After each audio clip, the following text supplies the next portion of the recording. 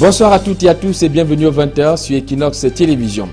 Peur sur la ville de Douala, la récurrence des incendies avec mort d'hommes et parfois à proximité des zones dangereuses comme la Société camerounaise des dépôts pétroliers inquiète les habitants de la capitale économique face à la menace d'une catastrophe que cela représente. Un environnementaliste et des sapeurs-pompiers tirent la sonnette d'alarme. Nous écouterons dans ce journal. Les artistes et musiciens membres de la SOCACIM ignorent la décision du Premier ministre qui suspend la décision qui leur a été octroyée par le ministère des Arts et de la Culture. Ces artistes et musiciens affirment par ailleurs qu'ils ne vont pas tolérer l'ingérence du gouvernement dans la gestion de leurs droits. Enfin, les athlètes handicapés sont à l'honneur aux Jeux universitaires de Yaoundé avec à l'entrée en compétition ce jour des déficients moteurs. Nous ferons d'ailleurs le bilan à 2 jours de la compétition des différentes médailles qui ont déjà été glanées de ce côté-là avec nos reporters. A tout de suite.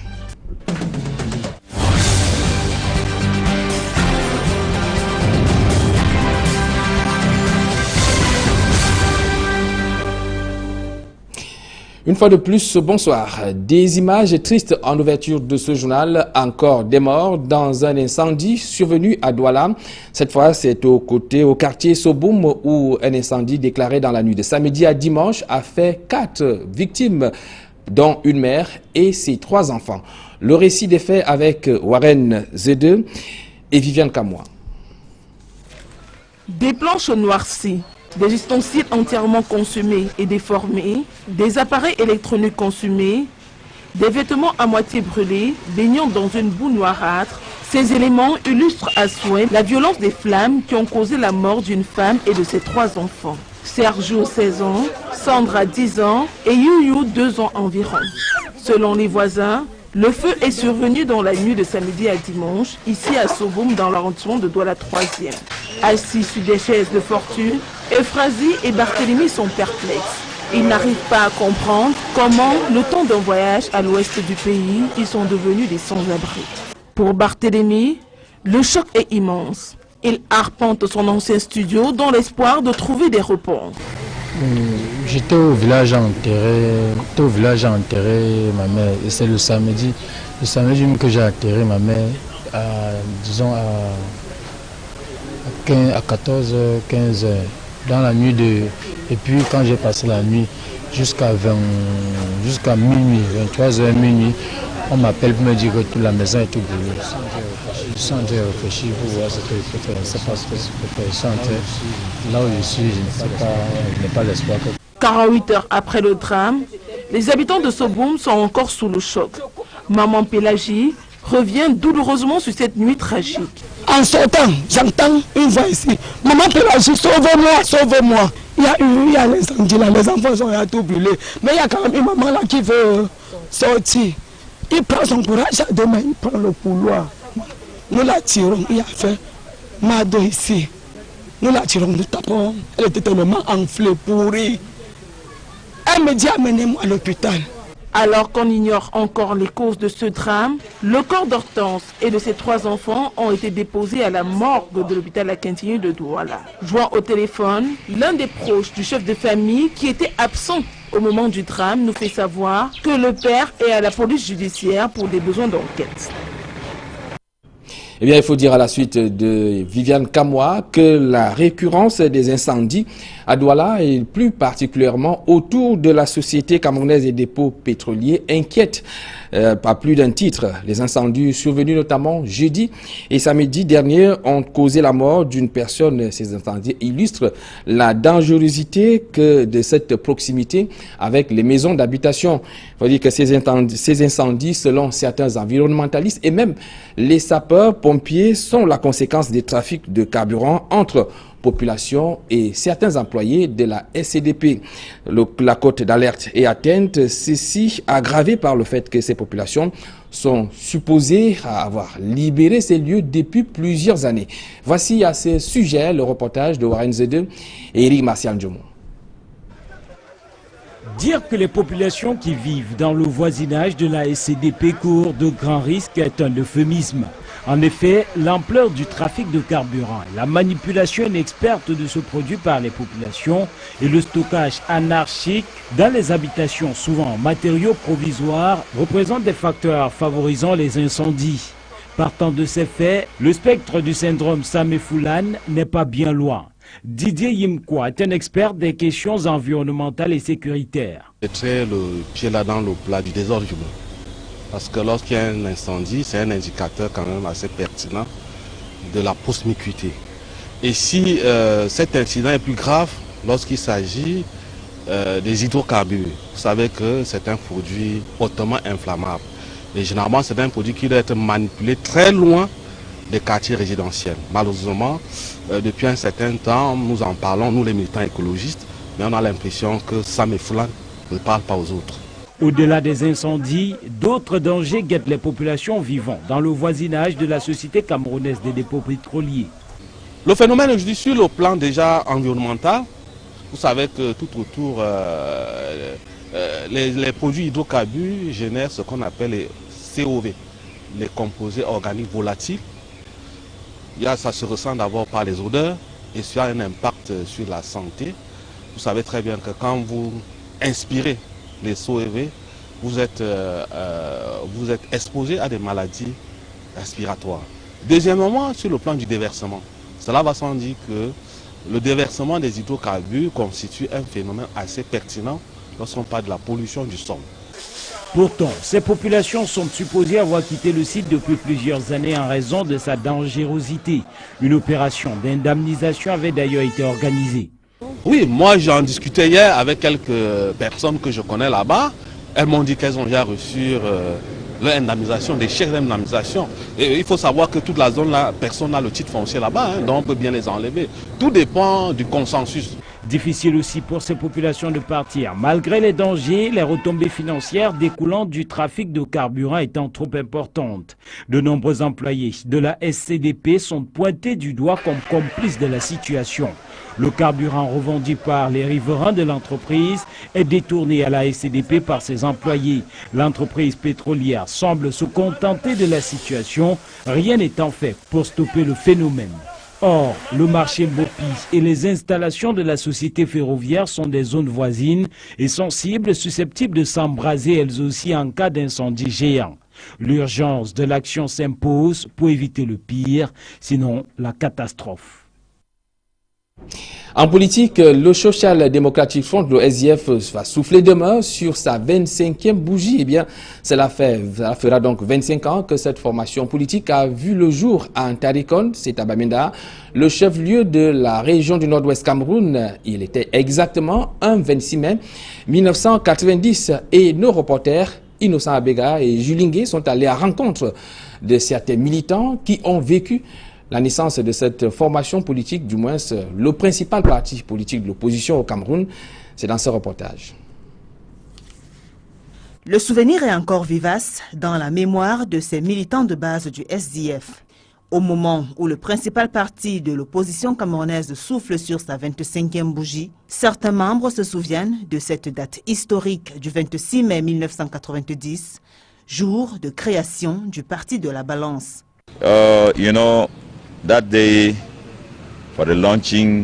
Vous savez, le jour du lancement du parti a marqué toute l'histoire. Toute la ville de Bamenda a été militarisée. L'armée a bloqué tous les grands axes de la ville, à partir du centre commercial et bien d'autres périphéries. C'était très tendu. Avec cette forte mobilisation d'hommes en tenue, décidé d'empêcher la création du parti. Nous sommes allés au fin fond du quartier Ntarinkon pour le lancement et c'est là-bas que le SDF est né, en présence du chairman. 6 personnes sont mortes lors des violents affrontements entre l'armée et les civils. C'est donc en Ntarinkon que le SDF a vu le jour. Cependant, les militants racontent que cela n'a pas du tout été facile. Une fois le parti créé, c'est sur le chemin de retour au centre-ville de Bamenda que le chairman sera porté en triomphe. Après Ntarinkon, nous sommes rentrés au centre-ville de Bamenda. Le chairman John Flundi a été porté en triomphe et acclamé par les militants. C'était comme un cyclone, des moments marquants. 25 années sont passées et les pères fondateurs du parti affirme que le premier parti de l'opposition au Cameroun est resté fidèle à ses idéologies. Le parti du chairman John Fundi dit avoir contribué au maintien de la paix et la stabilité sociale depuis son existence. Le SDF, plus que jamais soudé, aspire à une transition pacifique par la voie des urnes. Eh bien, le RDPC, le parti au pouvoir, sera bel et bien présent lors des manifestations liées au 25e anniversaire du SDF du côté de Bamenda. Un comité du cabinet civil mentionne que le secrétaire général du comité central, Jean Kouété, sera le représentant du chef de l'État, en même temps président national du RDPC, lors des festivités. Gestion collective du droit d'auteur. Au Cameroun, les actes du Premier ministre sont un non-événement. Ainsi réagit le directoire de la SOCACIM à Yaoundé, où la société créée récemment et implantée. Le travail se déroule sereinement et les adhésions se poursuivent. C'est le constat qui se dégage dans ce reportage de Joël Essengue et Marcelin Gansop. Au siège de la SOCACIM, au quartier Chinga à Yaoundé, il règne une ambiance des jours ordinaires. D'ailleurs, notre arrivée coïncide avec le dépôt des fiches d'adhésion. Jusqu'à vendredi, nous avions déjà plus de 1400 artistes adhérés ici à la SOCACIM. Malgré la décision du Premier ministre, ce lundi matin, les artistes sont déjà passés la 9.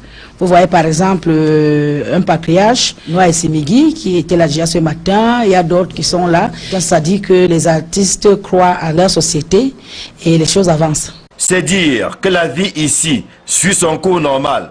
Les actes pris vendredi par le Premier ministre, chef du gouvernement, sont considérés comme un non-événement. Et la SOCACIM dit travailler sereinement. Quand vous regardez ma face, je suis quelqu'un de très bouillant, mais je parle avec beaucoup d'assurance. Ça voudrait dire que l'équipe de la SOCACIM est sereine. Nous restons fidèles à notre chef d'État. Donc les guéguerres entre les ministres, nous les artistes et notre société fonctionnent, il n'y a aucun problème.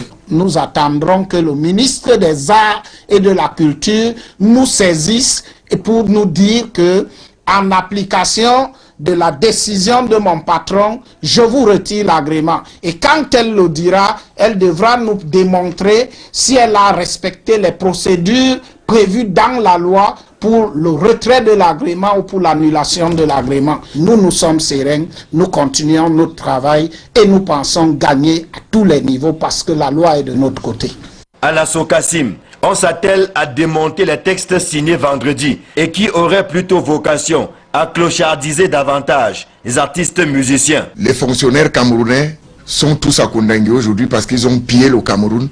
Et comme on les traque déjà, il faut maintenant chercher là où il y a de l'argent pour venir se ravitailler comme d'habitude. Nous avons décidé de créer notre société et demander l'agrément. Voilà la vérité. Nous n'allons pas accepter que ces gens-là gèrent notre argent. Nous allons sceller tous ces comptes dès qu'ils commencent là, parce qu'ils ont écrit à la présidence de la République pour qu'ils puissent mettre ce comité sur pied. Au ministère des Arts et de la Culture, c'est le silence total au sujet des injonctions du Premier ministre. Mais il se murmure qu'une contre-offensive juridique est en préparation de ce côté-là. Eh bien, il faut dire que la décision du Premier ministre, qui a d'ailleurs suscité la réaction des artistes et musiciens que vous venez de suivre, continue de susciter de plus en plus la polémique. D'aucuns affirment qu'il a outrepassé ses attributions et que cette décision peut d'ailleurs être attaquée en justice. Plus de précisions avec Élisée Mbogba et Guy Zobo. Depuis les décisions du Premier ministre annulant l'agrément accordé à la Société camerounaise civile de la musique, SOCACIM, et modifiant l'article 22 du décret d'application de la loi du 19 décembre 2000 qui régit le droit d'auteur et les droits voisins au Cameroun, des voix arguent que le Premier ministre n'était pas dans son bon droit. Que dit la loi dans ce cas de figure? Le Premier ministre est le chef du gouvernement et en tant que chef du gouvernement, il peut retoquer des décisions prises par un membre de son gouvernement. Un acte administratif, on le juge sous 3 angles. La légalité, la proportionnalité et puis l'opportunité. Pour autant, dans le camp de la SOCACIM, on n'exclut pas d'attaquer les décisions du Premier ministre. Quelle est la faisabilité d'une telle démarche? Juridiquement, ils ont des voies de recours. Ils peuvent attaquer la décision du Premier ministre. Parce que juridiquement, c'est clair. Ils ont tout à fait le droit d'attaquer la décision du Premier ministre. Ils peuvent, parce que c'est une décision qui leur porte grief. Si j'étais leur conseil, je leur dirais non. Est-ce que c'est vraiment, non, totalement, c'est ridicule aujourd'hui de dire au Premier ministre, voilà, il faut que vous reconsidériez votre position. Parce que c'est ça, en fait, avec le recours gracieux. Au-delà de ces querelles juridiques, à quoi faut-il s'attendre maintenant, alors que le comité ad hoc mis en place au Premier ministère a déjà rendu sa copie? Le comité ad hoc mis en place dans les services du Premier ministre a fini ses travaux. Ces conclusions ne sont pas publiques parce qu'elles sont destinées à être transformées en des propositions que le chef du gouvernement va transmettre au chef de l'État. En ce moment, le chef de l'État va se prononcer. Toute position que le président de la République va prendre, c'est elle qui va désormais engager tout le monde. C'est clair qu'il y a urgence. Enfin, la maison brûle. Plus que jamais, l'arbitrage du chef de l'exécutif sera décisif dans le dénouement de la crise dans le droit d'auteur de l'art musical. À l'étranger, à présent, encore manifestants tués ce jour au Burundi, les manifestations ainsi que les répressions violentes qui continuent alors que la rue ne veut pas toujours d'un troisième mandat du président Pierre Nkurunziza. Plus de précisions avec nos confrères de Renews. C'est la crise la plus grave au Burundi depuis 10 ans. Les manifestations et la répression violente qui les accompagnent ont continué ce lundi. Un protestataire a été tué par les tirs de la police à Mugamba et on note l'apparition de milices pro-pouvoir qui pourchassent elles aussi les manifestants. L'un d'entre eux s'emporte. Nous n'avons pas peur de la mort. Ce président veut nous gouverner mais il nous assassine. Veut-il gouverner des insectes? Nous devons nous battre pour notre dignité jusqu'au bout pour défendre la Constitution. Pas question pour l'opposition de laisser le président Nkurunziza concourir pour un troisième mandat. Après un coup d'État manqué de l'armée il y a 10 jours, des négociations ont été engagées entre les représentants de la présidence et l'opposition. Mais l'assassinat d'un de ses leaders a entraîné l'arrêt de ces pourparlers. Désormais, c'est une guerre civile que beaucoup craignent au Burundi. En sport, les handicapés sont à l'honneur aux Jeux universitaires avec notamment le démarrage des compétitions pour déficients moteurs. C'était ce jour au campus de Ngouakele. Voici le point de cette deuxième journée de compétition avec Emmanuel Diop et Aïk Cyril. Des athlètes handicapés se frottent à l'aérodynamique. Ce fauteuil à 3 roues est introduit pour la première fois aux Jeux universitaires. Depuis que les personnes handicapées, les athlètes et les étudiants handicapés ont été introduits dans les Jeux universitaires, on utilisait les fauteuils tricycles. Or, le tricycle, c'est juste un moyen de locomotion. Il n'y a aucune compétition organisée au niveau international avec les tricycles, raison pour laquelle nous avons fait la suggestion à la FENASU afin que les Jeux universitaires dorénavant pour les personnes déficientes puissent être, qu'on utilise les fauteuils aérodynamiques. 5 athlètes sont sur les starting blocks pour la finale du 800 mètres dames chez les handicapés. À l'arrivée, Noël Maguefouet de l'université de Chang remporte la médaille d'or grâce à un chrono de 3 minutes 51 secondes.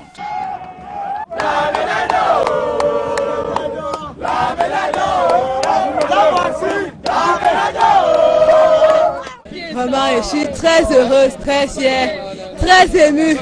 Et c'est ma première fois d'ailleurs de faire une compétition avec le vélo aérodynamique. Je l'ai découvert cette année et je dis merci à mon coach qui m'a encadré, qui m'a donné les conseils, qui m'a galvanisé. Qui m'a galvanisé. Et je remercie Seigneur Dieu Tout-Puissant parce que, Seigneur Jésus, merci. Au lancer de disque, l'université de Chang, une fois encore, imprime sa marque. Grâce à une performance de 29 mètres 7, Joseph Zakou Tienche remporte la médaille d'or. Psychologiquement, j'étais très haut. Là, il faut l'avouer. Parce qu'avant de venir ici, j'étais là pour les OFEF récemment. Et j'étais premier également au lancer des disques. Donc, psychologiquement, j'étais haut. Chez les valides, l'on disputait ce matin encore les séries en vue de déterminer les finalistes du lancer de javelot ainsi que des 400 mètres. Dans le cas des Jeux universitaires, étant donné que nous ne maîtrisons pas les performances des athlètes, nous les qualifions au temps. C'est-à-dire toutes les séries passent Et on regarde les meilleures performances des séries. Donc les 8 meilleurs, c'est eux qui vont faire la finale. Mais sans passer par les séries, le 100 mètres messieurs livre son vainqueur. Plus rapide que ses concurrents, William Fumba, de l'Institut universitaire du Golfe de Guinée, remporte la médaille d'or. La médaille d'or, la médaille d'or, la médaille d'or, yes. Je suis ému d'avoir remporté ma médaille au 100 mètres. Je ne croyais pas, mais le travail paye. Je remercie tout mon staff, mon entraîneur, tout le monde, tout.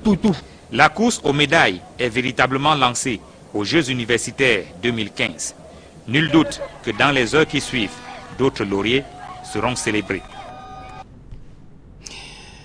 Dans le registre des informations à caractère publicitaire, je vous propose d'aller à la découverte de cette nouvelle offre digitale révolutionnaire d'Orange Cameroun. Il s'agit d'Orange Cliff dans ce reportage. L'innovation continue chez Orange Cameroun. Cette fois, le leader de la téléphonie mobile au Cameroun met à la disposition de sa nombreuse clientèle une offre digitale révolutionnaire pour tous ceux qui désirent profiter encore plus de la 3G+. C'est le premier terminal que vous allez pouvoir avoir au prix incroyable de 24 900 francs. Grâce à ce terminal, vous avez un contenu incroyable au-delà du prix. Vous avez 3 bases importantes. Premièrement, 300 mégas d'internet offerts pour pouvoir surfer. Ça, c'est extrêmement important. Mais parce que nous savons que surfer n'est pas que le tout, certes, c'est important pour pouvoir bénéficier des usages de la 3G. On vous offre aussi 30 SMS et 30 minutes d'appel en net. Tout ça donc pour tous ceux qui veulent rejoindre la communauté formidable aujourd'hui de Mozilla. Orange Cliff, c'est un package qui comprend aussi 30 minutes d'appel et 30 SMS vers Orange, le tout dans ce smartphone fonctionnant sous Firefox OS. L'offre Orange Cliff est une offre qui est entièrement basée, c'est du Firefox OS, et donc les Mozilliens de par le monde, à travers du programme Firefox Students Ambassador, vulgarisent cette technologie-là. Voilà pourquoi aujourd'hui Orange et Mozilla sont ensemble dans ce projet. Dans un message préenregistré, Andreas Gall, Chief Technology Officer chez Mozilla, dit sa joie de collaborer avec Orange afin d'apporter l'Internet mobile au sein des nouveaux marchés en pleine croissance en Afrique et au Moyen-Orient.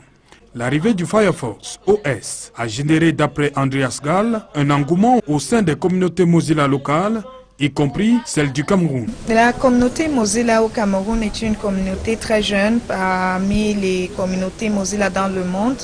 Donc, il y a des multitudes de communautés Mozilla dans le monde. Leur objectif, c'est de pouvoir appuyer les activités de Mozilla Corporation et Foundation dans le monde et de pouvoir vulgariser les produits et les programmes qui sont ouverts généralement à toute personne qui voudrait s'inscrire sur mozillians.org.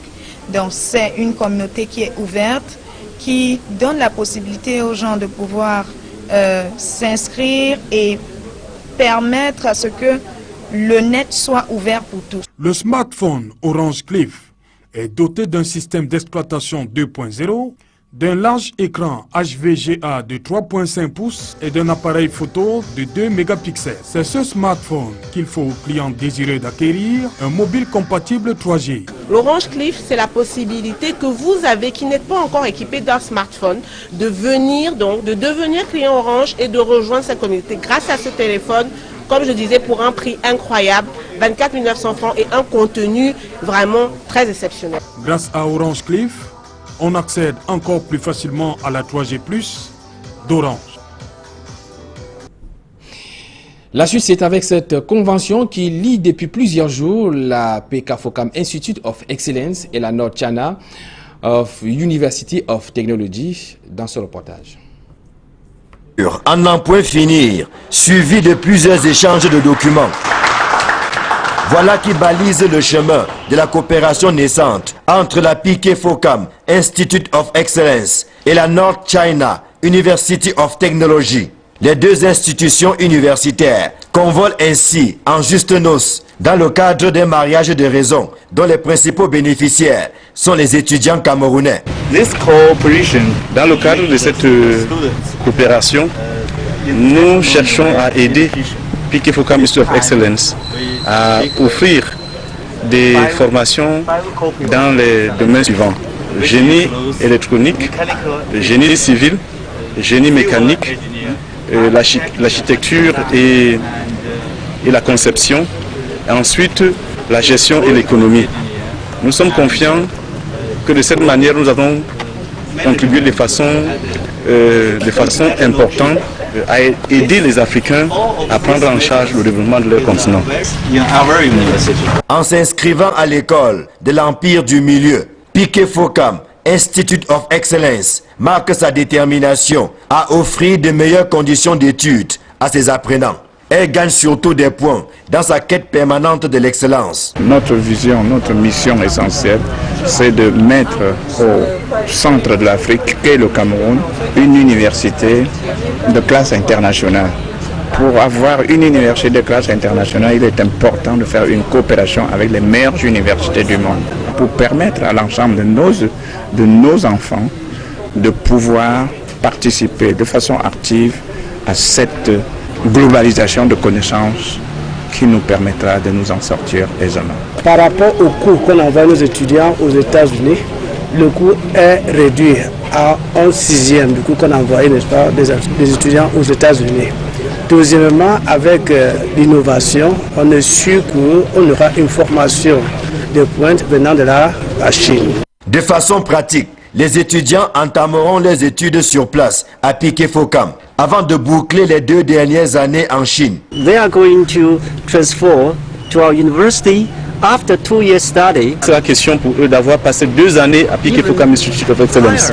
Et aussi le critère de compétences linguistiques en anglais sera un peu sévère par rapport à eux parce qu'on attend d'eux d'être des étudiants excellents sur le plan académique. Que le coût de la formation est similaire à celui de notre université en Chine. Autour de 3 millions de francs CFA par an. Ce sont des formations qualifiantes initiales en fait, en réalité, c'est-à-dire que ce sont des étudiants qui sont recrutés avec le niveau baccalauréat d'ici à Advanced Level, qui vont donc faire une formation Bachelor of Science in Engineering, c'est-à-dire vont passer 2 années ici et ensuite 2 années en Chine. Donc, ils vont avoir le diplôme de North China University of Technology et le diplôme, n'est-ce pas, de Piquet Focam Institute of Excellence, c'est ça.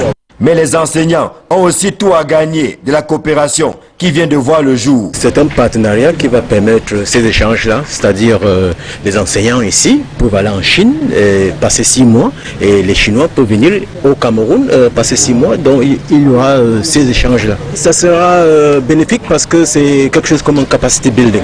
C'est la première fois que la North China University of Technology fusionne avec une université africaine. Et le choix a été porté à juste titre sur la Piquet Focam Institute of Excellence, dont la qualité des enseignements, le cadre d'études et le sérieux forcent le respect et s'imposent de plus en plus hors des frontières nationales. C'est bientôt la fin de ce journal, mais avant, dans l'entretien qui va suivre, il sera question de l'élection présidentielle en Côte d'Ivoire. Élection annoncée pour octobre prochain avec un candidat à cette élection. Il s'agit du député à l'Assemblée nationale ivoirienne Kodiou Konan Bertin du PDCI RDA. Il s'est entretenu avec Sandrine Yamga. Juste après cet entretien, vous retrouvez RVK dans le cadre de l'émission de foot 100% foot. Quant à moi, je vous donne rendez-vous demain lorsqu'il sera 20h.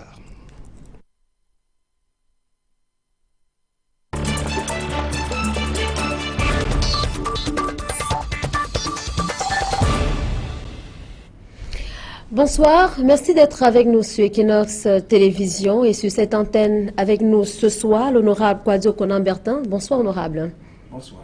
Vous êtes député du PDCI en Côte d'Ivoire. Alors, qu'est-ce que vous êtes venu faire au Cameroun? Je suis au Cameroun sur l'invitation de quelques amis ivoiriens, car vous savez que depuis la dernière crise de 2010, ils sont maintenant nombreux, ces Ivoiriens qui vivent au-delà de nos frontières, à l'extérieur. Il est bon que, pour quelqu'un qui veut briguer la présidentielle d'un pays comme la Côte d'Ivoire, je puisse prendre les nouvelles de tous les Ivoiriens, là où ils se trouvent. Et donc vous cherchez du soutien auprès des Ivoiriens qui sont installés au Cameroun? Naturellement, le soutien de tous les Ivoiriens, où qu'ils se trouvent.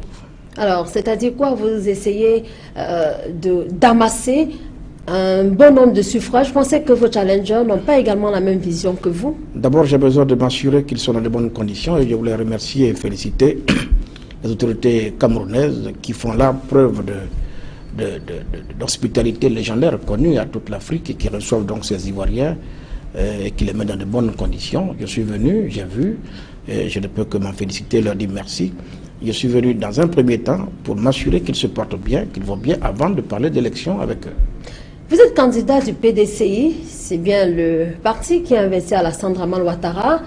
Ça peut paraître paradoxal. Comment cela peut-il s'expliquer? C'est même plus que paradoxal, c'est absurde. Vous savez que la présidentielle, c'est la mère de toutes les batailles en politique. C'est autour de la journée électorale, donc la présidentielle, que s'articule toute l'activité politique sur le quinquennat.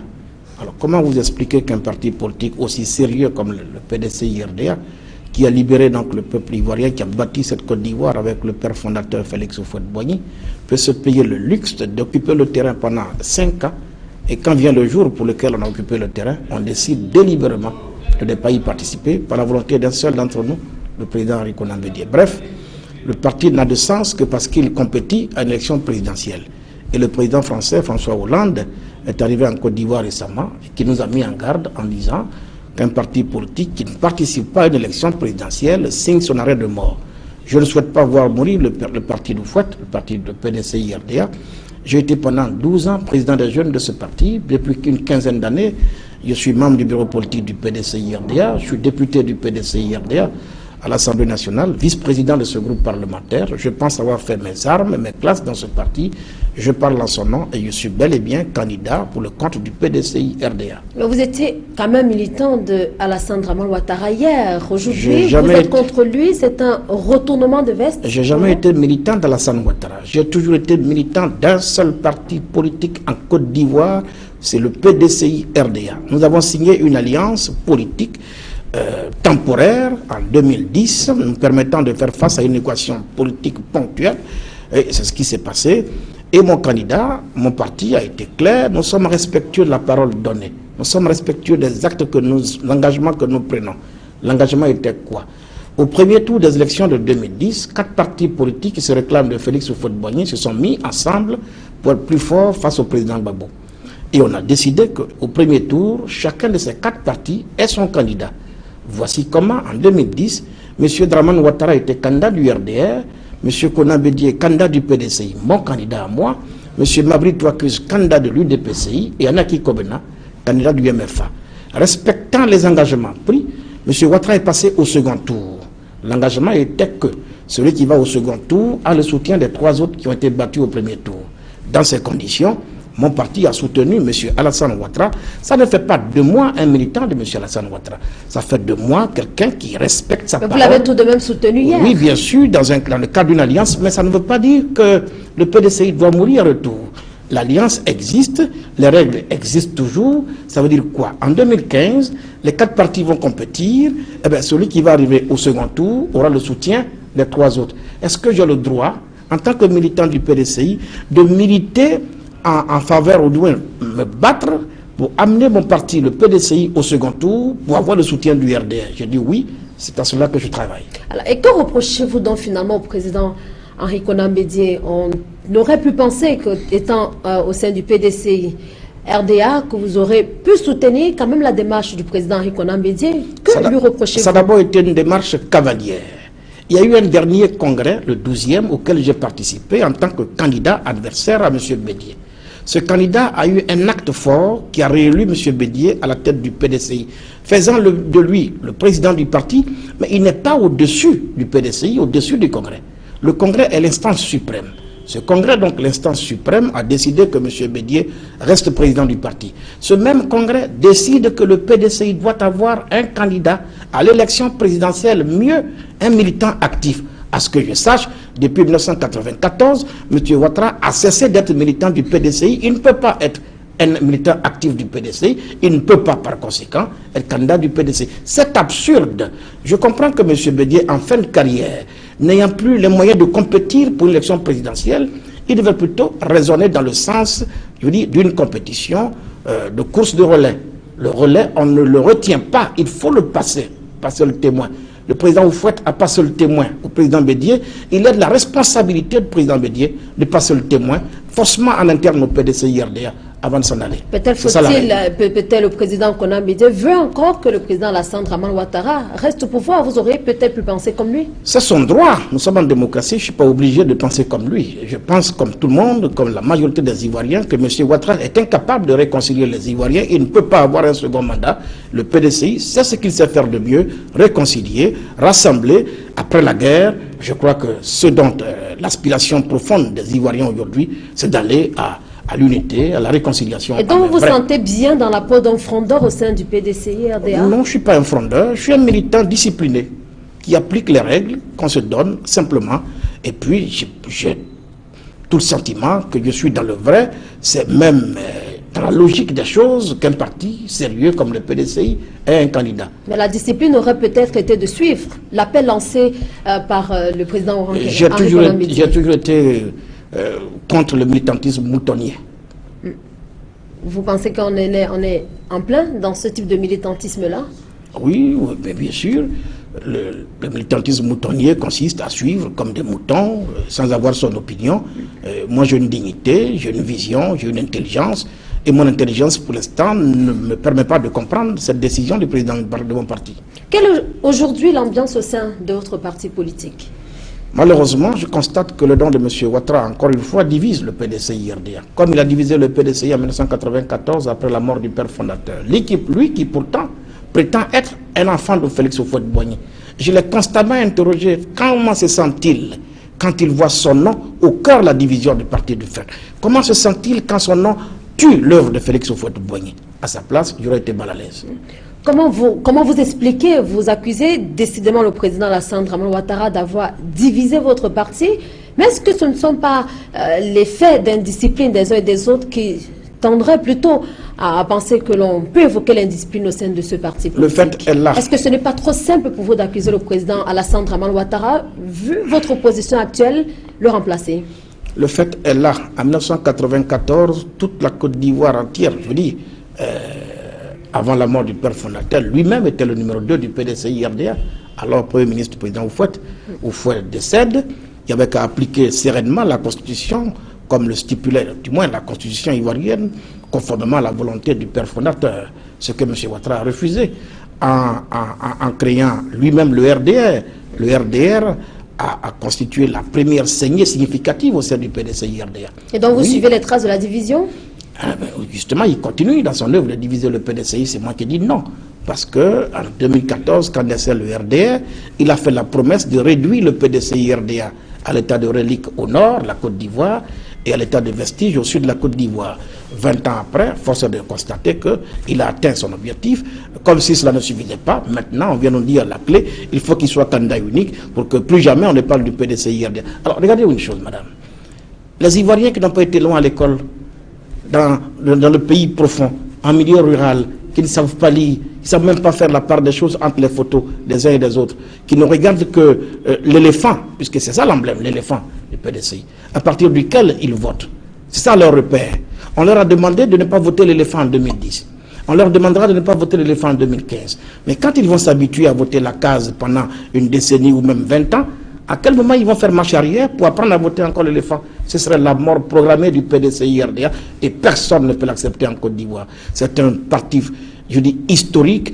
Le PDCI, c'est un sigle chargé d'histoire et qui est lié à la vie de la Côte d'Ivoire. Personne ne peut accepter sa disparition.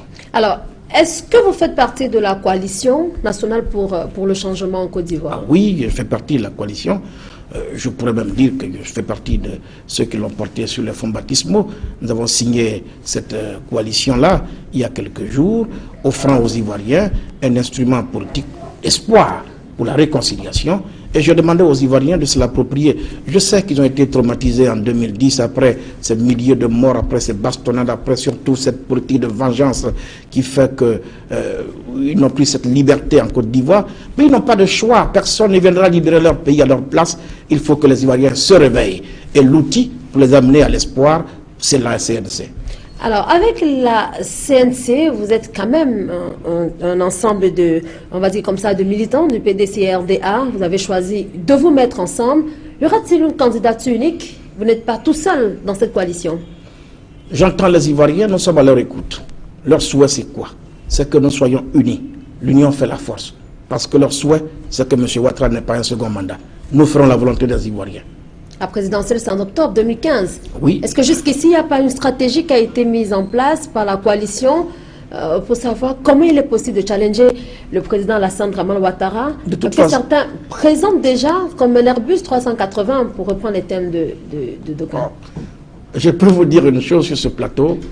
Déjà, à titre personnel, je suis préparé à battre M. Ouattara et je le battrai en octobre prochain. Comment vous le savez-vous? Parce que je connais la Côte d'Ivoire. Vous pensez avoir toutes les stratégies nécessaires? C'est pas une question. Il se pourrait que la Côte d'Ivoire a, depuis 2010 ou après la crise post-électorale, a dû quand même un peu changer, une certaine émergence économique que l'on peut voir, de nouveaux ponts, la croissance économique qui se voit. Vous pensez que ce ne sont pas des arguments qui pèseront en faveur du président Alassane Dramane Ouattara? Les Ivoiriens ne sont pas dupes, heureusement. Vous parlez de nouveaux ponts. Je n'en ai pas encore vu en Côte d'Ivoire, moi. J'en ai vu un, le pont Henri Konan Bédié. Ce n'est pas par hasard qu'il porte le nom Henri Konan Bédié. Parce que ce pont-là, n'eût été le coup d'État de 1999, les Ivoiriens l'auraient emprunté depuis 2000. Regardez le retard avec lequel on a inauguré un pont. 10 ans de retard. Parce que simplement, il se trouvait des Ivoiriens en 2000, en 1999, pour frapper les régimes moribonds pour qu'ils tombent. Il s'est trouvé des Ivoiriens pour rendre la Côte d'Ivoire ingouvernable. Il s'est trouvé des Ivoiriens pour décréter la chienlit. Oui, tant que la Côte d'Ivoire n'est pas rendue ingouvernable, tant qu'on ne frappe pas les régimes moribonds, tant qu'il y a la paix, on peut bâtir. C'est ce que ça veut dire. Ce point-là, pour ceux qui connaissent Abidjan, M. Bédié l'avait complètement bouclé dans son financement et même qu'il avait dédommagé tous les riverains qui étaient autour. On avait même donné des premiers coups de pioche.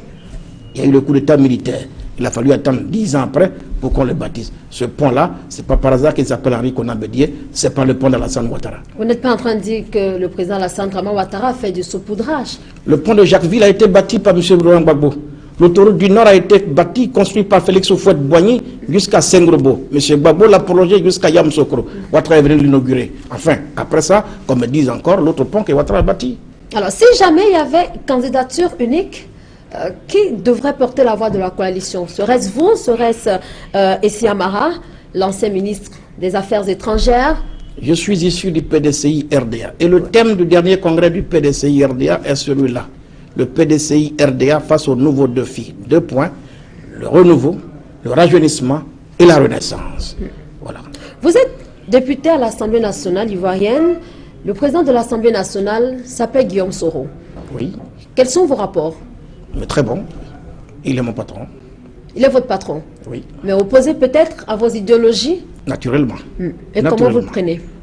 Écoutez, c'est ça la démocratie. On ne peut pas... Je refuse l'unanimisme. C'est pour ça que je combats les candidatures uniques, les pensées uniques. On a rompu avec le parti unique depuis 1990, du vivant du père fondateur. Nous sommes revenus au pluralisme. C'est pour ça qu'il faut éviter de cautionner cette démarche qui vise à nous ramener encore 50 ans en arrière pour mettre fin à cette espérance démocratique acquise de haute lutte par nos dévanciers. Je combats les partis uniques, je combats les pensées uniques, je combats les partis unifiés. Donc je suis donc d'accord que M. Guillaume Soro ait sa ligne politique et que j'ai la mienne. Pensez-vous que toutes ces batailles politiques autour finalement du siège du président de la Côte d'Ivoire, est-ce que ces batailles sont pour arranger les choses? Est-ce qu'elles n'impactent pas quand même sur le processus de réconciliation en cours? Malheureusement, je constate que la politique en Côte d'Ivoire depuis la mort du père fondateur n'a pas servi aux intérêts du peuple de Côte d'Ivoire. C'est pour rompre avec ce vieil ordre-là que j'ai décidé de porter ma candidature, en définitive. Il faut remettre les jeunes au travail. Ils sont des milliers de jeunes en Côte d'Ivoire qui ont atteint l'âge de 40 ans, de 45 ans, qui n'ont jamais goûté au bonheur d'un premier emploi. Ils sont les plus nombreux en Côte d'Ivoire. Dites-moi, quand quelqu'un a vécu pendant 40 ans, 45 ans, sans avoir jamais travaillé de toute sa vie, à quoi aura servi sa vie sur Terre, alors qu'il est appelé à aller à la retraite à 60 ans? En quelle année il a son premier job? En quelle année il s'organise pour préparer sa retraite et préparer l'avenir de ses enfants? Voici les vrais problèmes de la Côte d'Ivoire. Ces jeunes gens qui attendent qu'on trouve une solution à leur chômage. Et je suis candidat pour mettre fin à ces pratiques et donner du travail aux jeunes de Côte d'Ivoire. Je veux démontrer à nos aînés que de leur vivant, ils peuvent voir leurs enfants en situation de construire et de continuer leurs œuvres. Parce que dites-moi, madame, quand nous allons au champ, pour nous qui sommes fils de paysans, oui, quand nous allons au champ, ce sont des jeunes parce qu'ils sont vigoureux, parce qu'ils ont de la vitalité, qu'ils ont de la force, qu'ils travaillent, ce n'est pas le contraire. Avez-vous trouvé des solutions aux jeunes de votre circonscription dans le sud d'Abidjan à Port-Boué? Alors, dites-moi, comment un député qui est appelé à voter des lois peut trouver des solutions à l'emploi des jeunes? À moins que ce soit une méconnaissance totale de sa fonction. Le député n'est pas là pour trouver du travail aux jeunes. Le député est appelé à faire une seule chose, voter les lois à l'Assemblée nationale. Le député ne construit pas les ponts. Le député ne peut pas bitumer les routes. Ce n'est pas le job du député. Il n'a pas un budget pour ça. Il faut justement que nous commençons à procéder à une sorte d'éducation de nos masses. Parce que sinon, tous les hommes politiques... Mais est-ce que vous avez pu faire le pas? Est-ce que vous avez fait des propositions de loi dans ce sens pour que les jeunes de votre circonscription, et même d'ailleurs, même ceux qui se retrouveraient d'une façon ou d'une autre au sein du PDC, RDA, puissent se sentir vraiment appartenir à votre formation politique? Je suis porteur d'un projet que je présenterai bientôt aux Ivoiriens. Ça n'a rien à voir avec un poste de député à l'Assemblée nationale. Donc il faut attendre que vous soyez président de Côte d'Ivoire. Ben, si je n'ai pas de levier pour leur trouver du travail, en quoi puis-je leur être utile? C'est justement parce que je veux leur être utile, me rendre à leur service, me rendre à leur disposition, que justement j'ai décidé de poser ma candidature. À quel niveau placez-vous, comment évaluez-vous le processus de réconciliation en cours? Vous pensez que tout va pour le mieux? Ce processus n'a jamais commencé en Côte d'Ivoire. Comment ça? Les Ivoiriens restent toujours divisés, ils se regardent en chien de faïence, ils vivent côte à côte. Eh bien, ils n'ont jamais été réconciliés parce que ce n'est pas de la volonté du pouvoir actuel que nous soyons réconciliés. Alors, vous pensez qu'aujourd'hui, le processus engagé jusqu'ici par le président Alassane Dramane Ouattara, il y a quand même que de l'autre côté, il y a sur le plan de la justice, il y a quand même des militants d'hier, ceux que l'on pouvait considérer comme des frondeurs d'hier, qui sont devant la justice. N'est-ce pas un pas pour la réconciliation? Vous parlez de justice en Côte d'Ivoire? En regardant, en voyant ce qui se passe, vous voyez bien que les mots me manquent. Je ne suis pas très fier de la justice de mon pays. Une justice désormais instrumentalisée aux ordres d'un clan, justement parce que chacun a pris le parti de faire en sorte que M. Ouattara demeure à son poste de président. Jusqu'à laisser mixer dans les affaires des partis politiques. C'est désormais la justice ivoirienne qui doit trouver à M. Ouattara ses adversaires, les présidents des autres partis. Ils divisent le FPI, ils divisent le PDCI, ils divisent le MFA. On arrache le MFA à son créateur. Voilà ce à quoi sert la justice ivoirienne. Alors le Front populaire ivoirien aujourd'hui, vous auriez pu rallier tout de même ce parti politique. Ben, pourquoi pas? Le FPI siège à la coalition nationale pour le changement. Le professeur ou M. Abdou Dramane Sangaré y est en bonne place. Pour nous, le FPI y est. Vous avez rencontré l'ancien président Laurent Gbagbo. Vous avez également rencontré l'ancien leader des Patriotes jeunes, Charles Blé Goudé. Oui. De quoi discutez-vous? Ou de quoi avez-vous discuté? La première fois que j'ai été à La Haye à rencontrer le président Laurent Gbagbo, c'était suite au décès de sa maman. Mon action s'inscrit dans la tradition ivoirienne. Parce qu'il faut justement être ivoirien pour comprendre ma démarche. En Côte d'Ivoire, quel que soit le degré d'opposition entre deux Ivoiriens, quand la mort intervient, on se réconcilie. M. Gbagbo a été l'ancien président de la République de Côte d'Ivoire, mon pays, qui a perdu sa mère. J'ai senti ça comme un devoir, une responsabilité en tant que lieu du peuple, de me rendre à ses côtés pour lui apporter ma compassion. C'est ce que j'ai été faire. N'étiez-vous pas des adversaires politiques? Oui. Nous sommes toujours adversaires politiques. Lui est le fondateur du FPI. Moi, je suis militant du PDCI RDA. Mais la politique, ce n'est pas le lieu. L'animosité, se faire des ennemis. Nous restons avant tout ivoiriens. Il y a nos mœurs, il y a nos pratiques. Je dis, en temps de décès, nous restons solidaires. Comme lui, il a été solidaire lorsqu'Oufou a perdu sa soeur. C'était rendu à Yamoussoukro. Je vais régulièrement aux obsèques des parents ou des militants du RDA. Et pourtant, je suis opposé au RDA aujourd'hui. C'est ça, être ivoirien. Si on n'est pas ivoirien, on a du mal à comprendre cela. En plus, si je vais à La Haye présenter mes condoléances au président Gbagbo, je ne peux quand même pas y aller sans saluer mon ami et frère, Charles Blé Goudé. Vous le savez très bien.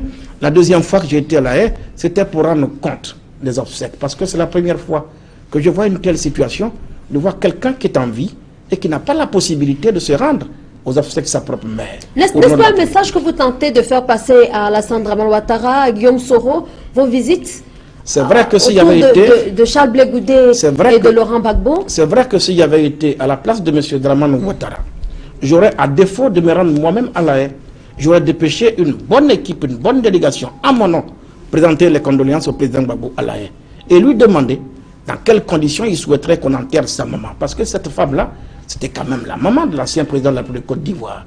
Si M. Ouattara avait agi de cette façon-là, je crois qu'on avait ouvert la voie au dialogue. C'est comme ça qu'on se comporte quand on est africain. Alors, vous militez pour le changement en Côte d'Ivoire. Eh bien, l'alternance politique est devenue un problème, on va le dire comme ça. Et même autour de la bonne gouvernance dans certains pays africains. On en date encore la crise qui sévit au Burundi. Et pourtant, regardez, quand je suis les chaînes de télévision occidentales, que je regarde avec quel bonheur la politique s'exerce en Occident, aux États-Unis, en Europe, avec élégance. Les gens respectent la vie des autres. Et quand on arrive sur l'Afrique, c'est les pneus qui sont brûlés, c'est le feu, c'est la fumée, c'est les armes. J'ai mal à l'Afrique. J'ai mal à l'Afrique. Et pourtant, ça fait plus de 50 ans que nous avons obtenu notre indépendance. Nos devanciers ont investi beaucoup d'argent pour nous amener à l'école, avoir la formation, pour qu'en retour, nous venions nous occuper au développement de l'Afrique. Combattre le sous-développement, combattre la misère, la famine qui sévit, le VIH, toutes ces calamités sur le continent, ça ne nous préoccupe pas. La soif du pouvoir nous amène souvent à choisir des raccourcis et on pense que la violence est devenue le meilleur langage possible pour se faire entendre en politique. Il faut prendre les armes. C'est tout ça que nous combattons. Et c'est pour cela que je suis heureux d'avoir été à l'école de Félix Houphouët-Boigny, l'école de la paix. La paix est la vraie paix, celle pour la Côte d'Ivoire. Alors si en octobre 2015, vous êtes face à Alassane Dramane Ouattara, si vous êtes battu aux élections, quelle sera votre réaction? Si je suis battu dans des conditions claires, et c'est d'ailleurs pour ça que nous militons pour que la CEI actuelle soit dissoute, parce que nous avons notre constitution à consacrer désormais une commission électorale indépendante, parce que la confiance est rompue entre les acteurs politiques. Or, la CEI actuelle est caporalisée, c'est un instrument à la solde d'Alassane Ouattara. C'est comme si on vous disait que la Côte d'Ivoire, l'équipe nationale de Côte d'Ivoire est opposée à l'équipe nationale du Cameroun et que l'arbitre se trouve être le capitaine de l'équipe nationale de Côte d'Ivoire. Est-ce que vous allez accepter le verdict d'un tel match? Je pense que non. Et donc il faut redouter le spectre de 2010? Les mêmes causes produisant les mêmes effets, je crains fort que nous soyons en train de réunir les ingrédients qui vont nous amener tout droit dans la répétition de l'histoire. Et c'est ça qui m'effraie. Et donc vous nous préparez à des scènes de violence si jamais tout ne se passerait pas tel que vous pensez? Monsieur Ouattara et son camp, justement, veulent se maintenir par tout moyen, y compris la violence. Mais moi, je suis un homme de paix.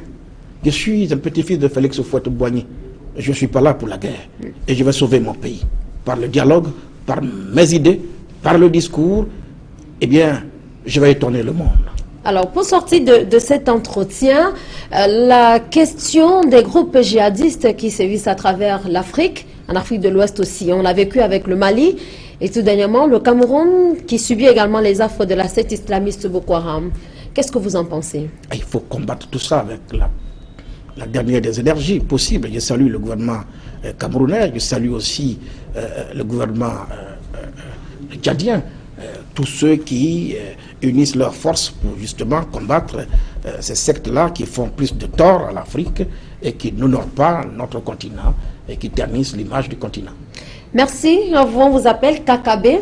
Oui. Kwadwo Konan Bertin.